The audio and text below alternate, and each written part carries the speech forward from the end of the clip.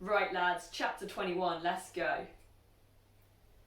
The discussion of Mr. Collins' offer was now nearly at an end, and Elizabeth had only to suffer from the uncomfortable feelings necessarily attending it, and occasionally from some peevish allusion of her mother.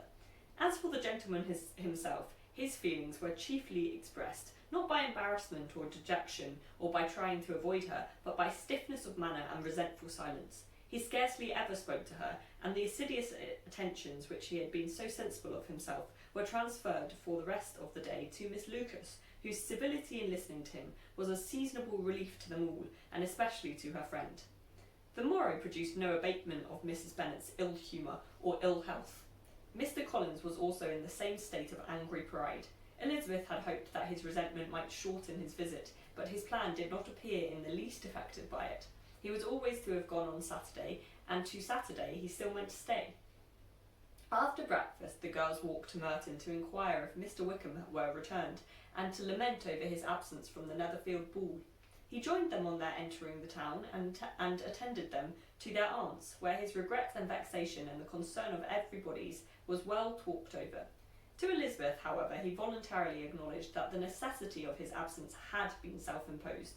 "I found," said he, as the time drew near, "that I better not meet Mr. Darcy, that to be in the same room, the same party with him for so many hours together, might be more than I could bear, and that scenes might arise unpleasant to more than myself." She highly approved his forbearance, and they had leisure for a full discussion of it, and for all the commendation which they civilly bestowed on each other, as Wickham and another officer walked back with them to Longbourn, and during the walk he particularly attended to her. His accompanying them was a double advantage. She felt all the compliment it offered to herself, and it was most acceptable as an occasion of introducing him to her father and mother. Soon after their return, a letter was delivered to Miss Bennet. It came from Netherfield, and was opened immediately. The envelope contained a sheet of elegant little hot-pressed paper, well covered with a lady's fair, flowing hand, and Elizabeth saw her sister's countenance change as she read it, and saw her dwelling intently in some particular passages. Jane recollected herself soon, and putting the letter away, tried to join with her usual cheerfulness in the general conversation, but Elizabeth felt an anxiety on the subject which drew off her attention even from Wickham, and no sooner had he and his companion taken leave than a glance from Jane invited her to follow her upstairs. When they had gained their own room, Jane, taking out the letter, said, "This is from Caroline Bingley. What it contains has surprised me a good deal. The whole party have left Netherfield by this time, and are on their way to town, and without any intention of coming back again. You shall hear what she says." She then read the first sentence aloud, which comprised the information of their having just resolved to follow their brother to town directly, and of their meeting to dine that day in Grosvenor Street, where Mr. Hurst had a house. The next was in these words: "I do not pretend to regret anything I shall leave in Hertfordshire, except your society, my dear friend, but we will hope at some future period to enjoy many returns to the delightful intercourse we have known, and in the meanwhile may lessen the pain of separation by a very frequent and most unreserved correspondence. I depend on you for that." To these high-flown expressions Elizabeth listened with all the insensibility of distrust, and though the suddenness of their removal surprised her, she saw nothing in it really to lament. It was not to be supposed that their absence from Netherfield would prevent Mr. Bingley's being there, and as to the loss of their society, she was persuaded that Jane must soon cease to regard it in the enjoyment of his. "It is unlucky," said she, after a short pause, "that you should not be able to see your friends before they leave the country.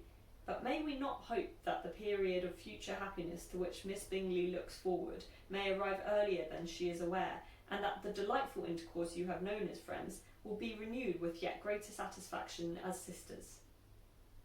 Mr. Bingley will not be detained in London by them. Caroline decidedly says that none of the party will return into Hertfordshire this winter. I will read it to you. When my brother left us yesterday, he imagined that the business which took him to London might be concluded in 3 or 4 days, but as we are certain it cannot be so, and at the same time convinced that when Charles gets to town, he will be in no hurry to leave it again, we have determined on following him thither, that he may not be obliged to spend his vacant hours in a comfortless hotel. Many of my acquaintance are already there for the winter. I wish I could hear that you, my dearest friend, had any intention of making one in the crowd, but of that I despair. I sincerely hope your Christmas in Hertfordshire may abound in the gaieties which that season generally brings, and that your beaux will be so numerous as to prevent your feeling the loss of the three of whom we shall deprive you. It is evident by this, added Jane, that he comes back no more this winter. It is only evident that Miss Bingley does not mean he should. Why will you think so?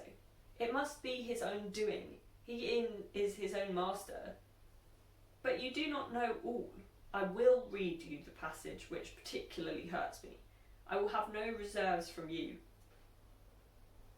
Mr. Darcy is impatient to see his sister, and to confess the truth, we are scarcely less eager to meet her again. I really do think Georgiana Darcy has her equal for beauty, elegance, and accomplishments, and the affection she inspires in Louisa and myself is heightened into something still more interesting from the hope we dare to entertain of her being hereafter our sister. I do not know whether I ever before mentioned to you my feelings on this subject, but I will not leave the country without confiding them, and I trust you will not esteem them unreasonable. My brother admires her greatly already. He will have frequent opportunity now of seeing her on the most intimate footing.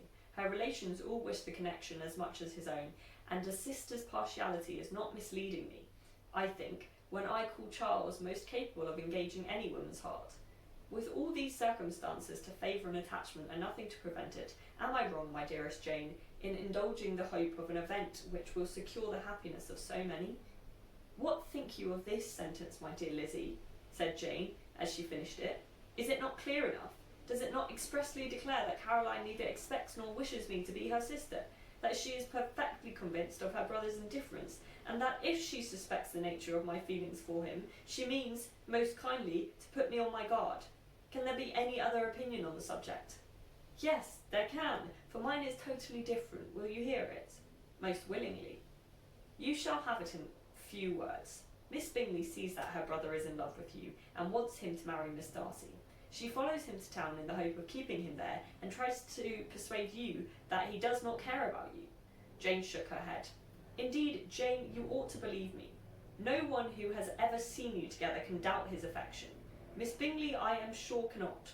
She is not such a simpleton. Could she have seen half as much in love Mr. Darcy for herself, she would have ordered her wedding clothes. But the case is this.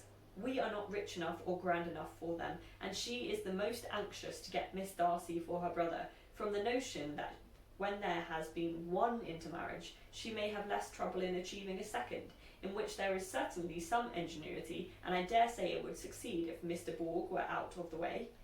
But my dearest Jane, you cannot seriously imagine that because Miss Bingley tells you her brother greatly admires Miss Darcy, he is the smallest degree less sensible of your merit than when he took leave of you on Tuesday, or that it will be in her power to persuade him that instead of being in love with you, he is very much in love with her friend.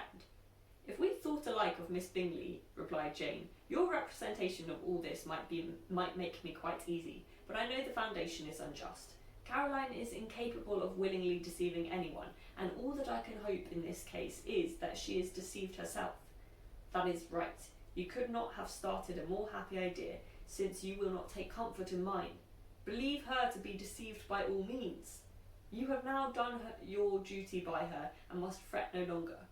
But, my dear sister, can I be happy, even supposing the best, in accepting a man whose sisters and friends are all wishing him to marry elsewhere? You must decide for yourself, said Elizabeth, and if, upon mature deliberation, you find that the misery of disobliging his two sisters is more than equivalent to the happiness of being his wife, I advise you by all means to refuse him. How can you talk so? Said Jane, faintly smiling. You must know that though I should be exceedingly grieved at their disapprobation, I could not hesitate.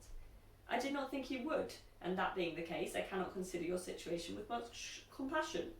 But if he returns no more this winter, my choice will never be required. 1,000 things may arise in 6 months. The idea of his returning no more Elizabeth treated with the utmost contempt. It appeared to her merely the suggestion of Caroline's interested wishes, and she could not for a moment suppose that those wishes, however openly or artfully spoken, could influence a young man so totally independent of everyone. She represented to her sister as forcibly as possible what she felt on the subject, and had soon the pleasure of seeing its happy effects. Jane's temper was not desponding, and she was gradually led to hope, though the diffidence of affection sometimes overcame the hope, that Bingley would soon return to Netherfield and answer every wish of her heart.